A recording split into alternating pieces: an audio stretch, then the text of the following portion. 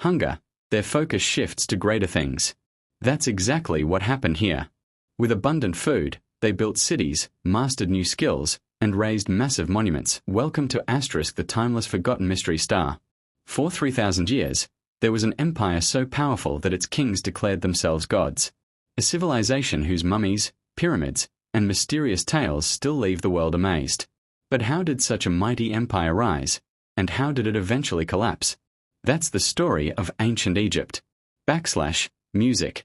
This civilization wasn't just one of the oldest in history, it also remained powerful for more than 3,000 years. It was born along the banks of the Nile River. The river's flowing waters made the surrounding lands fertile, and even today, the Nile continues to do so. Naturally, wherever there is a river, the land becomes fertile and crops grow easily. For the Egyptians, the Nile was a gift of life. History shows that they rarely faced food shortages. And once people no longer worry about daily life in ancient Egypt was fascinating.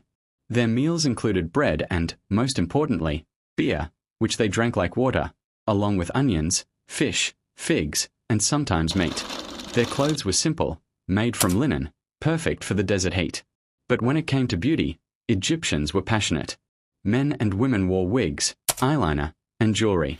Beautification wasn't vanity, it was culture. And surprisingly, women in Egypt were highly empowered. They could own property, file for divorce, and enjoyed a respectable place in society. The true beginning of Egypt's empire came around 3100 BC, under King Narmer, also known as Mummies. He united Upper and Lower Egypt into one kingdom. His leadership was so strong that ordinary Egyptians began to believe their ruler wasn't just a man, but a god. This marked the real beginning of ancient Egypt, a journey filled with pyramids, mummies, and legends. After Narmer's unification, history entered what's called the Old Kingdom, from 2686 to 2181 BC, also known as the Pyramid Age. This was when the pyramids began to rise, including the Great Pyramid of Giza, built by Pharaoh Khufu. What amazes the world even today is how such incredible engineering was possible 4,500 years ago, without calculators, modern tools, or even iron. Each stone weighed about a ton, yet they managed to build structures so precise that even today they stand as wonders. It wasn't just architecture, it was science and mathematics at their peak. In fact, the 365-day calendar we use today was first developed in Egypt to track the Nile's floods. Egyptians were also advanced in medicine. They used herbal remedies, performed surgical procedures, and even practiced dental treatments. For centuries, the construction of pyramids remained a mystery. While some credit sheer manpower, others claim aliens helped, but let's stick to facts. Pharaohs were seen as divine rulers, controlling both religion and politics. They built pyramids as tombs to protect their souls in the afterlife, filling them with treasures, food, and even statues of servants, believing they would come alive to serve them beyond death. But as time passed, local governors, known as nomarchs, grew powerful. Weak pharaohs meant weakened central control, and Egypt began to fragment. This political instability led to the collapse of the Old Kingdom, marking the first intermediate period. Eventually, stability returned with the Middle Kingdom around 2055 BC. Local leaders realized Egypt needed unity, so they restored the pharaoh's rule. This era focused on development. Massive irrigation projects made farming stronger, trade with neighboring regions flourished, and Egypt grew wealthy. Unlike the Old Kingdom pharaohs who claimed to be gods, these rulers called themselves shepherds of the people, claiming divine appointment but stressing responsibility to their citizens. Literature, art, and temples flourished, and Egypt became not just a political and military power, but also a cultural one. But no golden age lasts forever. External threats increased, and a foreign group known as the Hyksos invaded. They brought advanced weapons, horse-drawn chariots, and technology Egyptians had never seen. Egypt fell under their control, but only temporarily. Eventually, Egyptians learned their tactics, fought back, and drove them out. This victory marked the beginning of the New Kingdom around 1550 BC, a golden era lasting 500 years.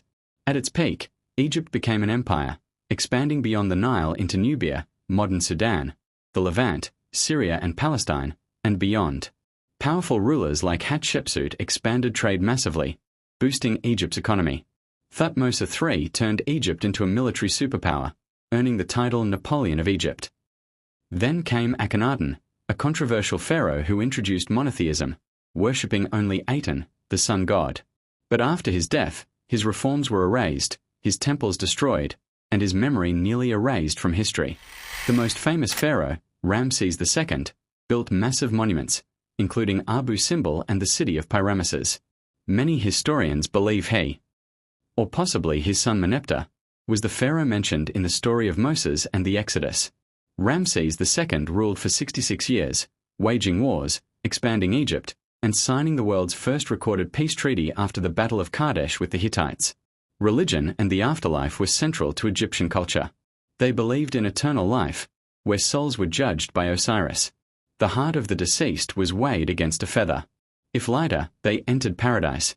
If heavier with sins, their soul was devoured by the monster Amit, as second death. This belief drove mummification, preserving bodies as anchors for the soul. Tombs were filled with treasures, food, and statues, ensuring comfort in eternity. But decline came again. The mysterious sea peoples invaded, weakening Egypt further. Corruption and instability grew. By the time of Ramses III, Egypt was so weakened it could never fully recover. The new kingdom collapsed, leading into the Third Intermediate Period around 1077 BC, where Egypt fragmented, ruled by rival dynasties and priests. Foreign powers soon took over. Nubians came first, then the brutal Assyrians, followed by the Persians. In 332 BC, Alexander the Great arrived, welcomed as a liberator from Persian rule. After his death, his general Ptolemy founded the Ptolemaic dynasty, ruling Egypt in pharaonic style despite being Greek. The most famous of this line was Cleopatra, renowned for her beauty, diplomacy, and political skill. She allied with Julius Caesar and later Mark Antony to resist Rome, but after their defeat to Octavian, later Augustus, Egypt fell under Roman control. Thus ended the 3,000-year legacy of ancient Egypt, once the world's most powerful civilization, brought down by overdependence on pharaohs and relentless foreign invasions. Even today, mysteries, legends, and curses of the pharaohs continue to capture our imagination.